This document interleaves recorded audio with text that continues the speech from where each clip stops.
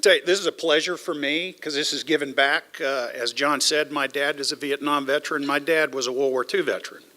And as a matter of fact, in my family, I can date back to 1753 when my kin came here from Ireland, and they've been involved in a conflict. Any conflict this country has been in since 1753, there's been someone in my family in the middle of it. Say again? Maybe it's their fault. It could be. I've been known to start some trouble every once in a while. But even up to I have a nephew that's a Naval Reserve officer, and he is deploying to Bahrain in a couple of months. So we're still in the fight, and we'll continue that way. My dad, brief history of my dad, just I like to talk about it, is his baptism by fire. He was a class in 1942 out of Clemson. They call it the war class. His baptism by fire was the Kasserine Pass in North Africa with the 1st Infantry Division. He was, how many Big Red 1 people we got here?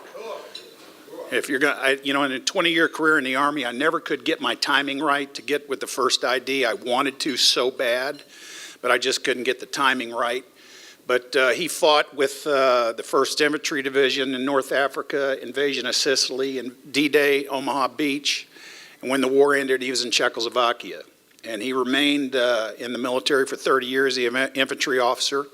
He commanded in Vietnam, battalion commander and brigade commander, again with the 1st Infantry Division, back in 1965. I remember the day I went to the arms room with him. We were stationed at Fort Devens, Massachusetts back then, and went to the arms room where he got his .45 and his flak jacket that weighed friggin' 30 pounds, I think, back in those days. And when they convoyed out, the big event was when they got to Vietnam. He was the first officer to literally walk ashore off a landing craft with a Big Red 1 on both shoulders. Made the New York Times. So very proud of him. So as John said, I've done a couple of things. I've had my 20-year career in the Army, did almost 20 at Coca-Cola as a finance guy. I'd rather be in the artillery shooting stuff than doing balance sheets and income statements, but in rolling estimates and budgets and all the other stuff that goes along with that. But my true passion is helping veterans. Because I know when and this is, we were just talking about this. This is my 20-year anniversary for when I retired. And I can tell you, when I went through my transition, back in those days it was called ACAP, it was terrible. I mean, all I wanted them to do is sign my clearing paper so I could get the heck out and go and find out what am I going to do with the rest of my life. What I would tell you is times haven't changed in 20 years. The whole transition process for those young men and women that are getting out of the military has not changed. It's just as bad. And that's what I do now is I help those that are getting out of the military and moving into the private sector with their transition, with their integration back into society, and really transforming who they are so they can succeed in their next life. And that actually was the genesis of my book, Boots to Loafers, because I knew I was not prepared for corporate America when I got into corporate America, because there were things that happen in a corporation, and I'm sure a lot of you ladies and gentlemen here know this. There's a bit of a difference between the military and how we do things in a corporation. So I took a lot of notes, and those notes led up to Boots to Loafers. So that was my way of paying it forward and giving it back and trying to help those that are making the transition. So even today, what I do is I take active duty military that are within 6 months of getting out of the military, and I put them through a 12-week internship program with companies across Atlanta, even some down in Florida, and they do an unpaid internship because they're still getting paid by Uncle Sam. And then about when they get through the internship, they get hired. My hire rate in Atlanta here is 97%. So pretty much you get in my program, you're getting hired. You're going to get a job.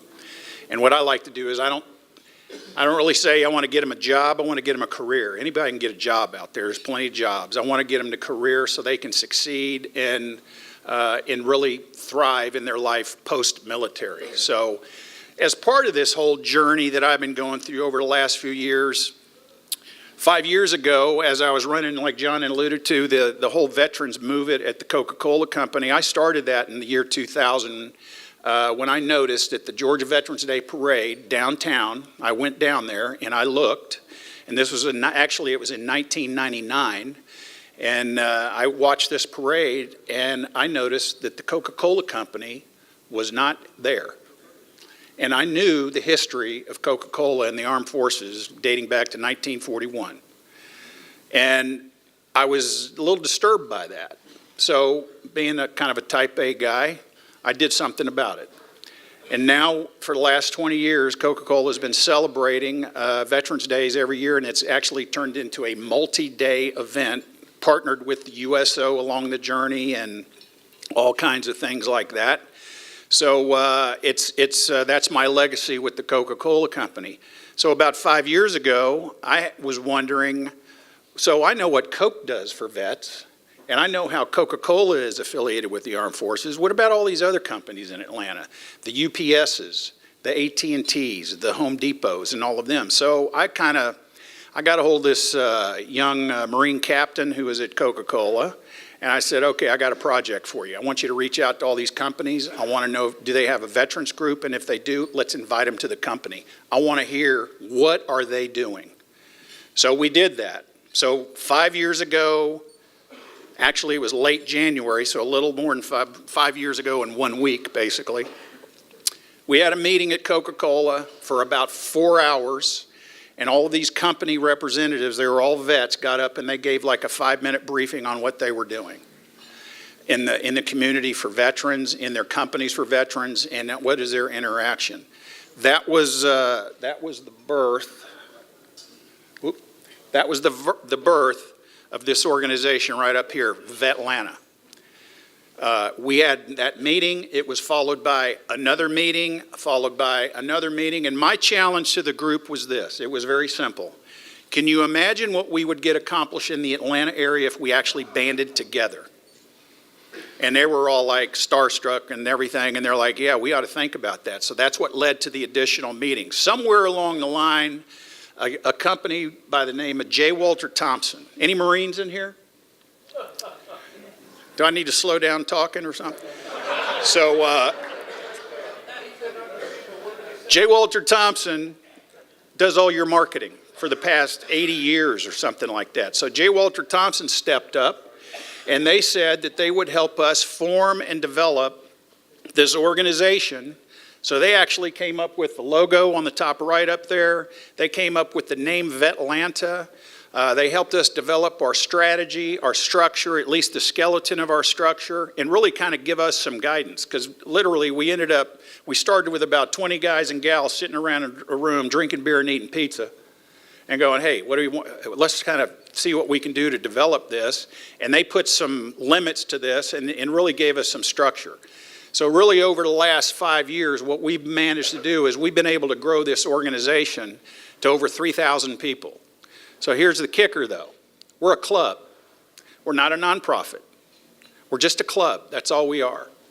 And it's kind of amazing to see how this whole thing has grown. So my intent today is to educate all of you all. If you've never heard of Vetlanta or been to a Vetlanta event, I want to make sure you all are aware of this, because here's my ask to you. All of you, ladies and gentlemen, are very successful. You've been there, done that. You've seen things. You've done things that I will have never done in my lifetime, but I want to know about it. And I want you to be part of our community in Vetlanta. I think every one of you in here are in a very good position to help coach, teach, mentor, and mold the future of some of these young men and women that have been fighting for the past 18 years. And it seems like it's an endless battle. And that is that is a component of what we are all about in Vetlanta, is helping those men and women, those veterans that are coming to Atlanta. So there's our mission. Vetlanta makes Atlanta the premier community for veterans and their families to come to live and work. That's our mission statement. That's what we're all about. We're comprised of a board. We have a president, Lloyd Knight. He works at UPS. He's a senior director at UPS. He's a retired Air Force First Sergeant. He was a crew chief on a C-141 and a bunch of other, a Sherpa. You guys remember Sherpas? The flying Connex? He was a crew chief on that as well. So great guy. And then we have the new addition to the group is the Chief Women Veterans. That's one of the things that we're going to emphasize in 2019 is really trying to get the women veterans to come out from behind the stage. You know, you don't have to be a trigger puller to be a veteran. For every trigger puller, there's 11 behind them that are supporting them. And you got to remember that. The lady veterans out there that are in that chain, we're trying to get them to come out and get involved in what we're doing as well. I got to put my glasses on here. And then we have pillar leads. We're broken up, our structure is we're broken up into pillars. We've got employment pillar, education, healthcare, housing, and business. So we're involved in a lot of different areas. And we have pillar directors that oversee each one of those. So as I said, we are not funded. We don't accept funds. We don't take funds. We don't want your money. We do not want your money. It's in our charter. It's been a game changer. We have had the VA secretary. When McDonnell was the secretary of the VA, he came to Atlanta to meet with us specifically. He had heard about us, and he's like, how do you function and you have no money? Well, a lot of us, we pass the hat. We just got new shirts made. We're getting a coin made that we're going to pass out some coins this coming Thursday. I don't know if you've ever done coins, but they ain't cheap. Well, we passed the hat amongst all of us that are part of the membership. We have 4 elements in our ecosystem in Vetlanta. Employers, read that as for-profit companies, every shape and size you can think of. Academia, so colleges, universities, and even the technical colleges. They're all plugged into this. Governmental organizations, both state, local, and federal, are all involved in this. And nonprofits. We've got a very comprehensive list of nonprofit companies. So I'm sure all of you are aware. There are probably in excess of 40,000 nonprofit organizations in the United States that are after your money because you're veterans. And probably 80% of them aren't worth anything because they're after your money. We have a vetting process inside Vetlanta. What we do is, everybody heard the original Pancake House up in Alpharetta? So we meet up there at 6:30 or 7 o'clock in the morning with any company that wants to be a member of Vetlanta. Well, there's the first hurdle. Can you get your butt out of the rack and come down and eat pancakes and crispy bacon with us so we can learn about who you are? We want to know who you are. We want to know about your company. And I go out and I look at their Form 990s online, which are all public information, and we try and figure out, okay, are these people worthwhile? If they're worthwhile, we bring them in. So the big thing that we do in Vetlanta, honestly, is we're collaborators. Because we don't have money, but what we do is we have and you'll see here in a minute, we have a very extensive reach across Atlanta in all of these different areas of our ecosystem. We are connected to just about every Fortune 500 company in Atlanta because they all have veterans inside those organizations. So we take it from the bottom up, and I'm going to tell you how we've now fixed the top-down approach that we're taking as well. So I talked about our pillars. So here's a little illustration of the companies and the organizations that we have, and this is not an all-inclusive list, folks. And if you look at some of these names of these companies on the employer side, the nonprofit side, every one of these logos is recognizable. The one side, the nonprofit side, a lot of those nonprofits are new. You may not be familiar. They're not your traditional VSOs, American Legion, VFW, and all. They're all current generation type VSOs that are out there. Team Red, White, and Blue, Hire Heroes USA, right up in Alpharetta. Team Red, White, and Blue. They're right down across the street from the Silver Skillet. Hiring Our Heroes. That's my day job for 2 more months. I'm leaving. And the mission continues. They do a lot of community work and things like that. So pretty impressive list of what we do. So we are the center of the universe of Atlanta, of these organizations. So what we do is we have summits every quarter. So we have 4 summits a year. We have a summit coming up in 2 days at the Hyatt Regency downtown. And it'll be on the last slide as well. But our host is KPMG, just a little small consulting company. They're footing the bill. So we capped out last night at 550 people coming. And we just sent out an email today to everybody saying, okay, if you're really coming, then show up, please. If you're not coming now, please free up the space because we have more people that want to come. So that's pretty, to me, that's pretty impressive for a club that has no money, and we are apolitical, and we actually rely on our sponsors or our host to pay for the venue, the food, the beverage. I get Coke from Coca-Cola for free, but to pay for all of that stuff. And they don't even bat an eye. So it lends legitimacy to who we are as an organization. So our capabilities, our convening power is our summits I spoke to. We have those 4 times a year. Our councils and our partnerships. We have partnerships with all of those types of organizations. Our councils, the 2 big councils we got going in right now one is a governmental council. We had a meeting at our Q3 summit last year was at UPS. We had a government affairs council in a breakout room prior to the summit taking place, the formalities of the summit. So we had state representatives there that were involved in military affairs and veteran affairs, and we found out some amazing things. A lot of them didn't even know each other. That's pretty scary, considering they're looking out for us.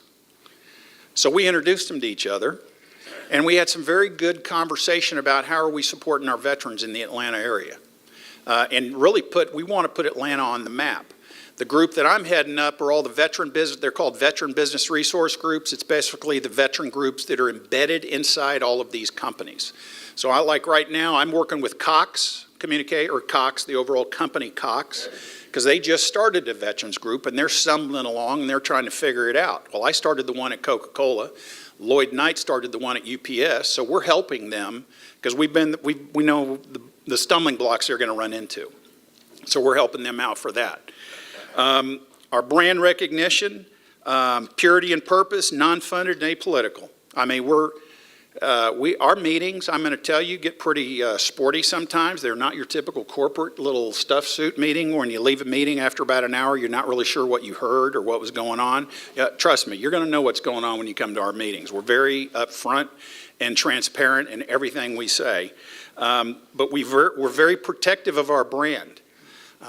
We vet everybody that wants to come into the organization. We've actually had other cities come to Atlanta to our summits to meet with us, and actually Soldier for Life out of Washington, D.C., the Army Soldier for Life program organized all of this to meet with us to find out how can they start a vet whatever in their city.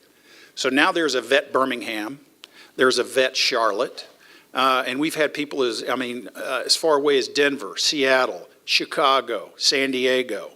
They hear about us and they're like, how did you guys do all of this? We need to understand that. So we help them out with that.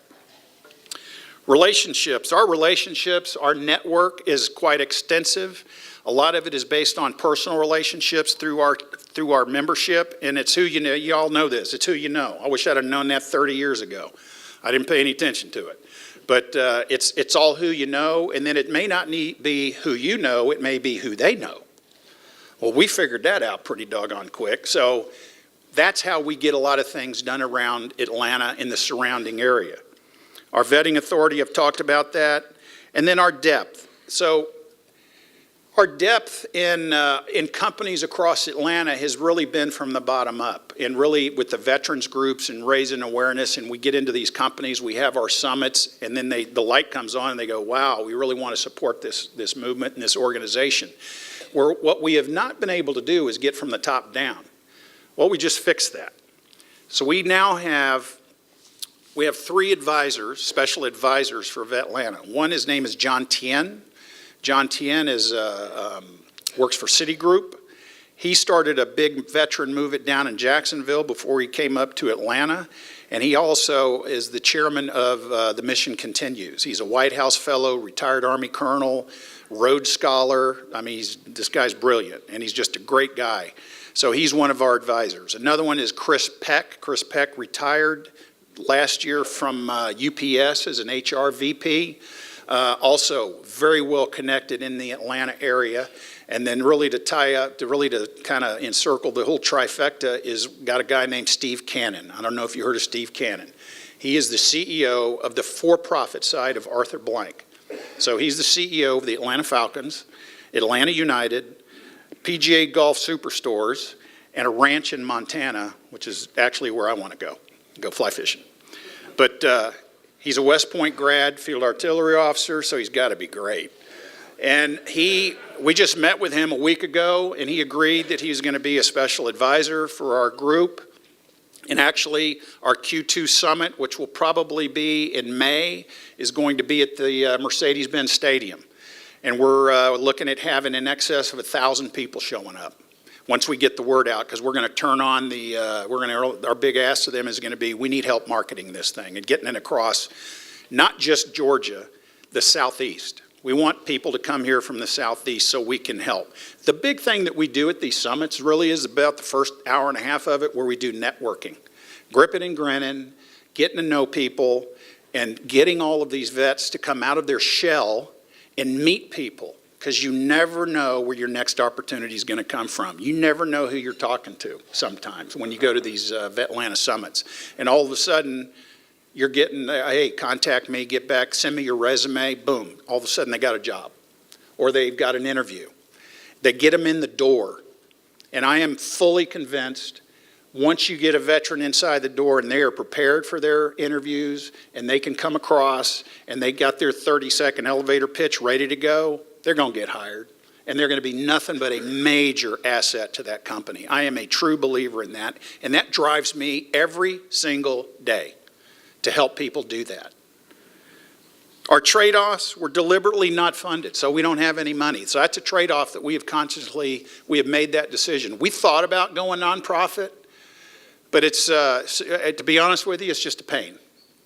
All the paperwork, and then someone's actually got to manage it, and we all, at that time when we did all of this, we all had day jobs. Most of them still have day jobs. Volunteerism, we're relying on volunteers to get done what we get done. Thanksgiving mornings, we go down to the Veteran Empowerment Organization down in west side of Atlanta. It's a homeless location, and we feed breakfast to the homeless on Thanksgiving morning. So we're up at like 03, cooking, and then we go down and we break bread with some homeless veterans and meet them. And guess what? Most of them, there's not a problem. They're just on bad times. That's all it is. And if we can lend a helping hand, that's what we do. Our summits, I spoke to that. Integrated services, cases, TWA up here. TWA is the Warrior Alliance. The Warrior Alliance is a brand new organization in Atlanta. Right now they're funded by Bernie Marcus.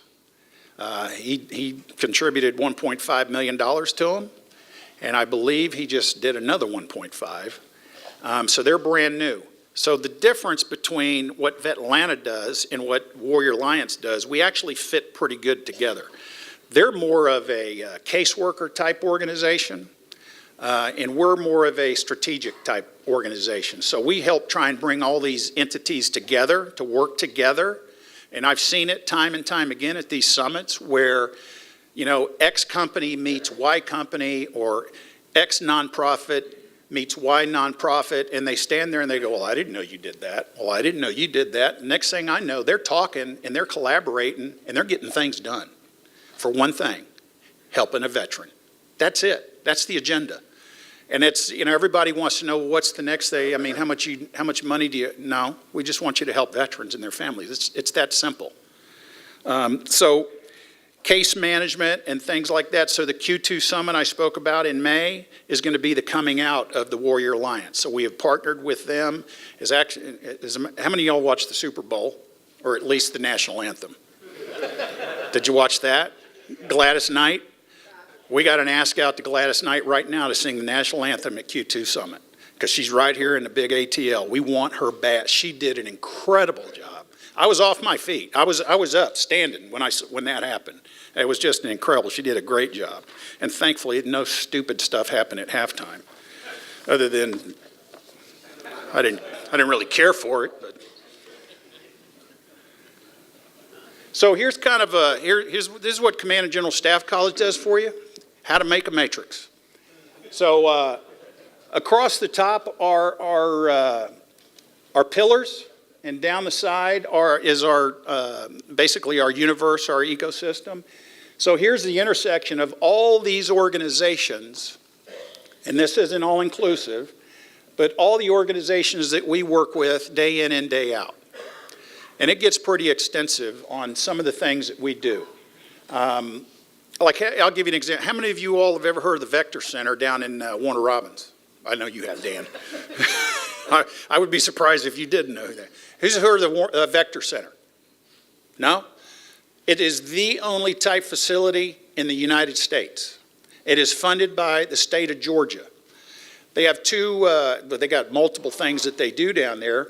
The three biggie, actually there's four things that and Dan, you probably know better than I do. They do like CDL driver's license. Believe it or not, there's a national crisis across our country where they can't find people that have CDL driver's license. It's a crisis. Can't drive a truck. They can't find clean people to drive a truck. Welders, they have a welding school down there. They're national champions at what they do in welding. So these aren't four-year degree people. These are blue collar going down and getting things done. The other is HVAC technicians coming out, going through HVAC training, and then coming out the back end with actual credentials.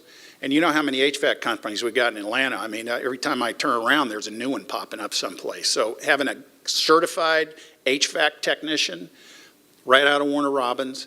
And then the other that they're looking at doing, they have Cisco, not the food Cisco, but the computer IT people, Cisco training where you can go in. They come in and they train people on Cisco software where they get credentials and then they can get hired. Guess what the cost is? Nothing. Nothing. I just wonder why the hell they put it in Warner Robins. I mean, it ought to be in Cobb or someplace. I know. But it's an incredible place down there. The lady that runs it, Patricia Ross, retired Air Force colonel, incredible lady. But that's just one line item up here on people that we work with. What I'm going to try and help them do is get the HVAC people up here in Atlanta because they need clean employees that can do HVAC work. Well, I can get them up here, and guess what? They're all veterans, so I can help with that.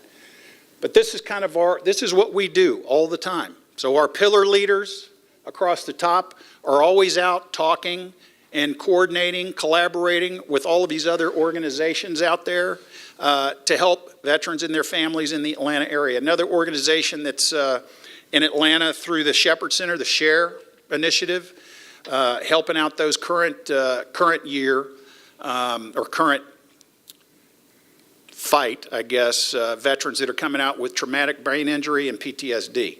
They have a whole facility in downtown right connected with the Shepherd Center. They do incredible work as well, all centered around that. Our challenges are 5-year out. I'm a stickler about looking out, 3 to 5 years and really trying to develop a strategy on what's our vision. I can tell you 5 years ago when I started this whole thing, I had no clue we would be where we are today. There is no way I could have thought about this. But you got to have something, You know what they say, that you have a plan, but when the first shot's fired, it's in the toilet in your contingency operations from then on. But I kind of insist that we have something. We have some persistent needs, no matter what year it is. What needs that we're going to have with Vetlanta and even in the Atlanta area. Employment, I think, despite the employment rate being where it is, I think employment is always going to be a challenge, especially for any career officers and NCOs from 20 to 30 years of service. When they get out and they're going to move into the private sector, they got challenges. It ain't the same. You can't yell at people. You can't throw them out of your office, which I found out very early on at Coca-Cola when I did that. And I was on the carpet in about 5 minutes. Education, post 9/11 GI Bill benefits. I always tell all of the vets that I work with, if you got GI Bill, I don't care if it's post 9/11 or this new GI Bill forever, if you're not taking advantage of your GI Bill, you're nuts. You're absolutely nuts. A lot of my friends that are the 9/11 crew have gone to Emory. That's a $120,000 MBA, all paid for by Uncle Sam. If they're not taking advantage of that stuff, they're nuts. And there's one thing no one can ever take away from you. It's your education. So I emphasize that heavily with them. Healthcare, I think we're seeing the tip of the iceberg, to be quite honest with you. We just had a conversation here at the table about how wonderful our Atlanta VA is. And they need work.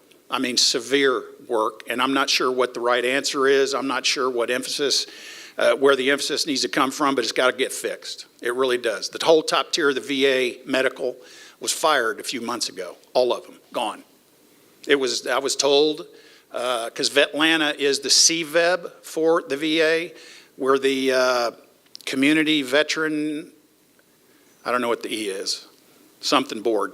So we're basically joint engagement board for the VA, and we basically were told to stay away for a few months until they get their act together. I'm like, well, that may be a couple of years, but we're still trying to figure out how do we get engaged with them to get them involved in what is going on in the Atlanta area, and we just can't get any traction. And it drives me nuts. So we're still trying to figure all of that out.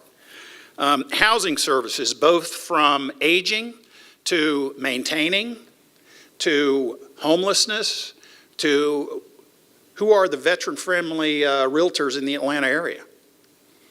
So I think, and I don't know if this number's still right, Dan, but I was told a couple of years ago we have anywhere from 1,000 to 1,200 veterans coming into Georgia every month. Is that still about right? That's pretty incredible. That's, can you imagine what like Texas is? I mean, 1,000 to 1,200. That's, to me, I look at that as that's 1,000 to 1,200 people that have talent, a potential, you could employ them if they have the right skill set and we could get them in the right door. Entrepreneurship, we have a partnership with an organization called Bunker Labs. I'm not sure if you've heard of Bunker Labs, but it's basically like, it's for entrepreneurs to come in and basically learn how to run a business. How do you run a business? How do you manage a P&L, employees, that whole world? How do you do that? Economic headwinds, I mean, there's a lot of uncertainty. We don't know. Right now, the economy's doing, it's great. Everything's booming, it's nice, but how long is that going to go on? You know, it's also one of those things we can't control that. So I'm a bucket guy. I have two buckets.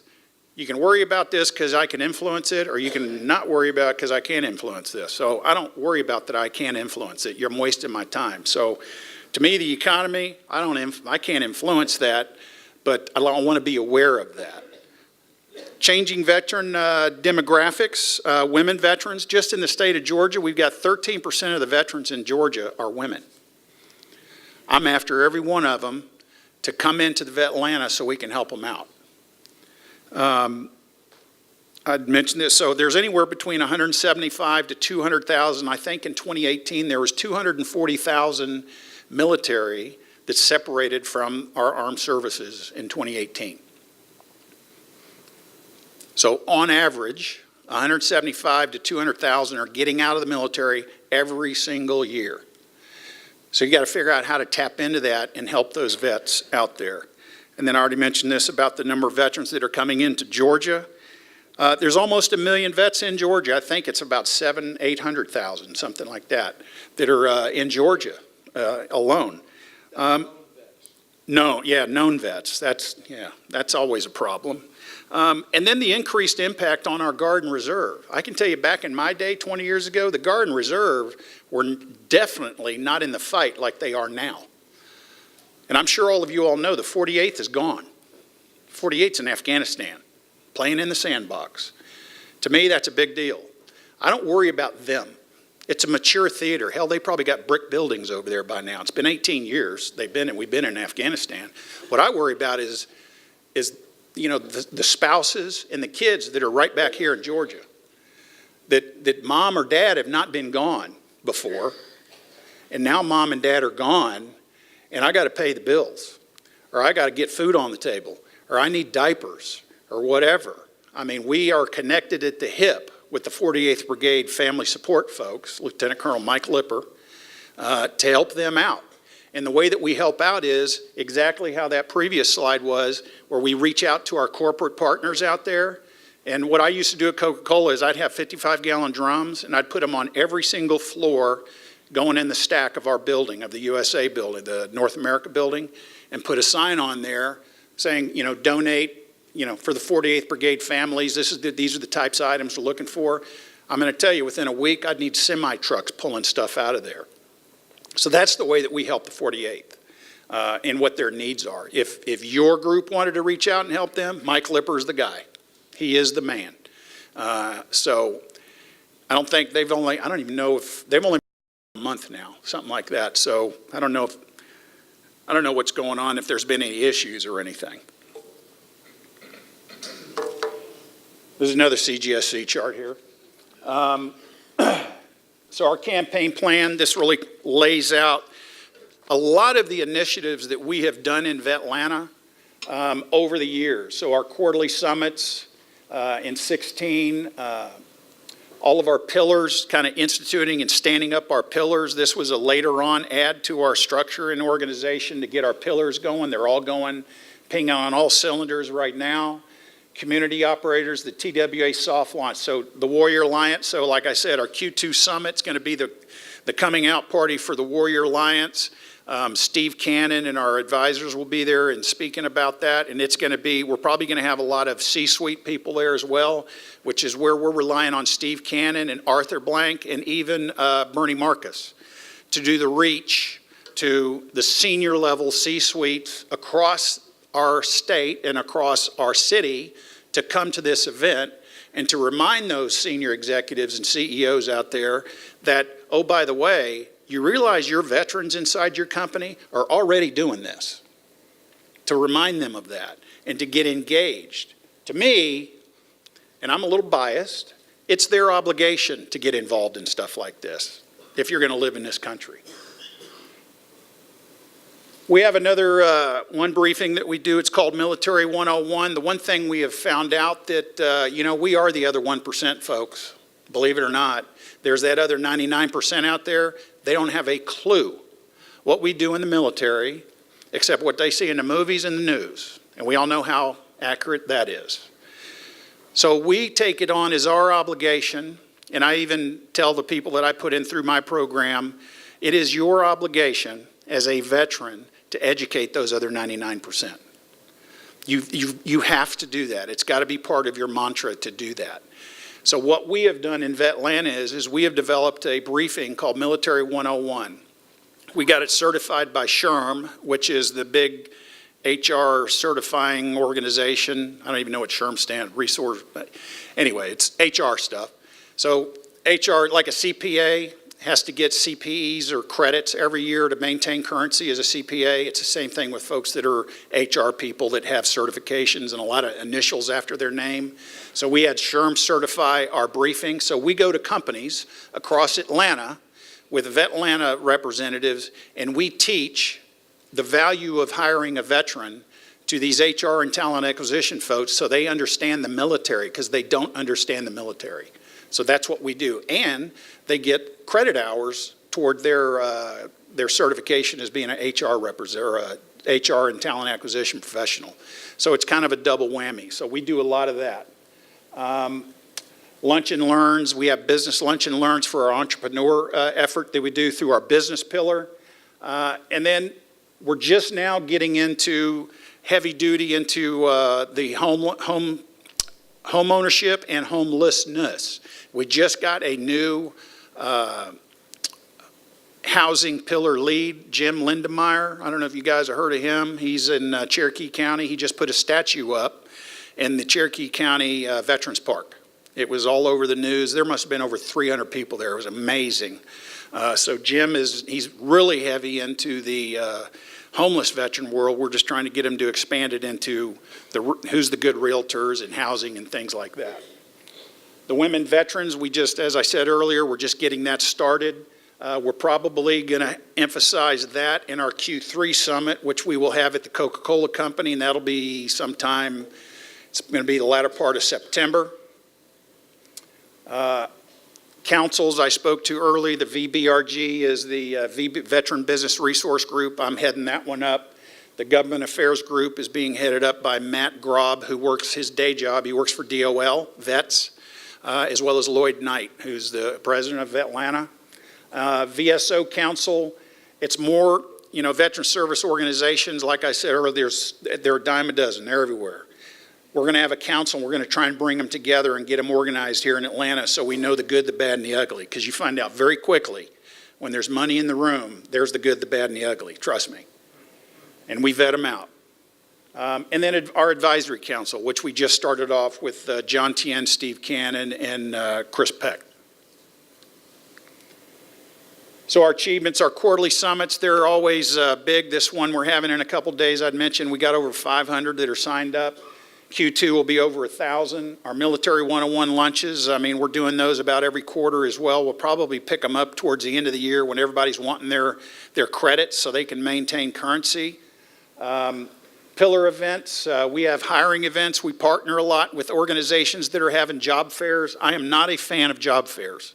To me, it turns into a resume collection point is what it does, and then you don't hear anything back. What we try and do is get it beyond that, where there's some really solid interaction and conversation that leads to the next conversation. That's always the key, is get to the second conversation, and then you kind of got them. Bunker Labs with our business initiative and entrepreneurs. VEO volunteer days, we did, like I said, we did breakfast on Thanksgiving morning. We go out there, they're building a new building out there. We sent a crew out there to clean out their basement. It was like they needed a weapon because there was stuff that had been in there for years. It was bad.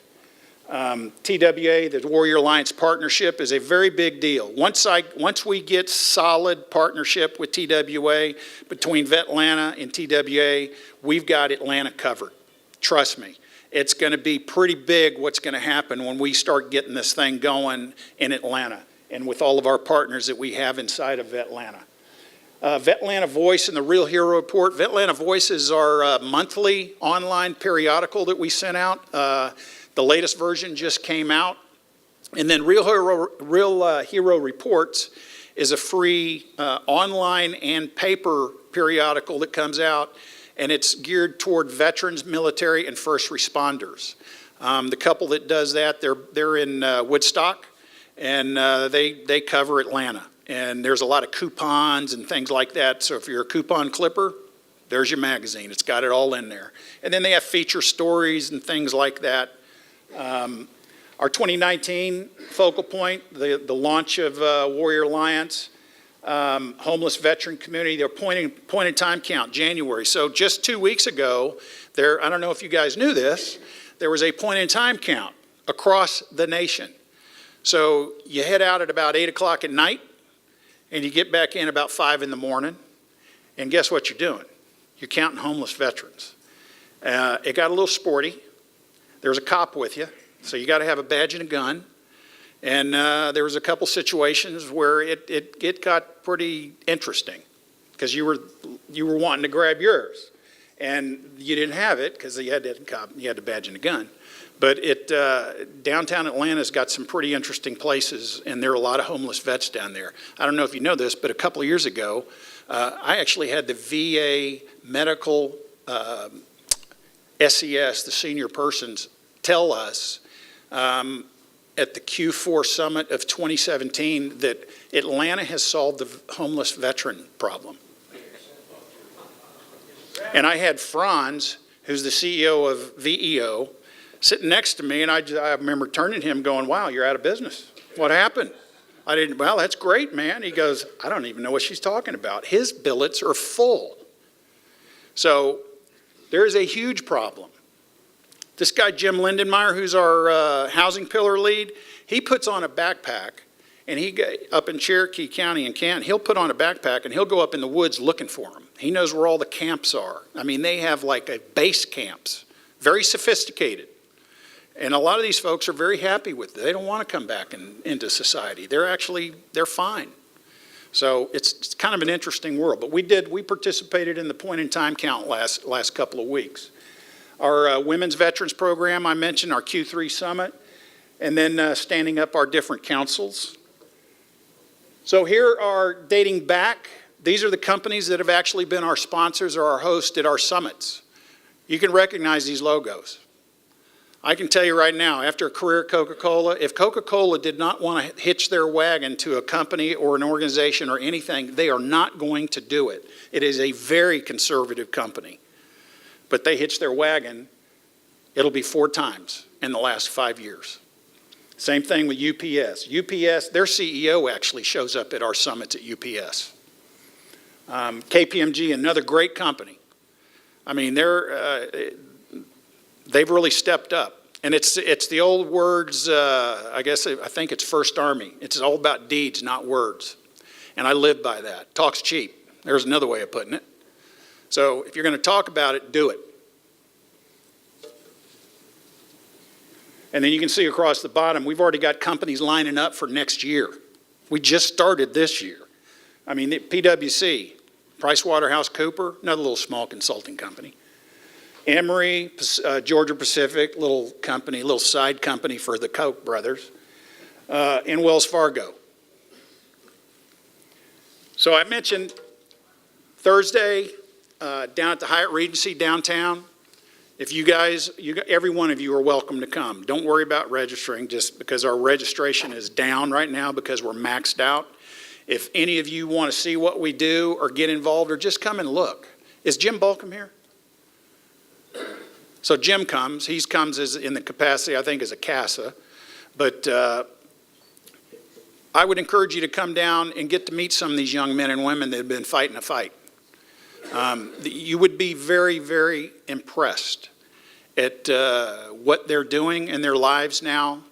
And just having the opportunity to talk with them and understand where they're coming from, and then understanding where do they want to go. And then what can you maybe do for them? Maybe you can open a door for them. Maybe if it's not who you know, but it's who you know who they know. And it's all of those different breaks that every one of us strive for post-military career, especially for those that are career officers, NCOs, that don't have a network other than when they were wearing a uniform. So anything you can do to help give back, I call it paying forward. It was what I was trained to do as an officer in the United States Army, take care of my soldiers. And I still do it today. And I'm very proud of it. So thank you all very much. This is a thrill for me. I always say I missed Vietnam by a month when I enlisted out of high school because I joined the Army in June of 1975, and I think the thing officially ended in May or something. But I didn't tell my dad until I already signed the papers because I know the colonel was going to get pissed. And he did. He demanded to see my recruiter now. So I thank you all very much. Here's what I know about you guys. Every one of you are successful businessmen and women. Every one of you was in Vietnam. Not exactly a real clean war that we had. And I think the fact when you combine those two, you have a perspective. So you've had muddy boots time. You understand that. And I think through your successes over the years, you have all of this experience and everything inside you that you can help others. And I think that's one of the big things is what you bring to the plate as successful businessmen and women is you can pay it forward and help those. Because I'm here to, I deal with a lot of the post 9/11 veterans. We deal a lot with them. Let me tell you, they're lost. They don't know what they want to do. They don't know how to negotiate, how to really get their way through into the private sector. They don't, and that's what we help with them. Help them with that. Well, it's tapping into the knowledge, skills, and abilities every one of you have, and the reach that you have is extremely important.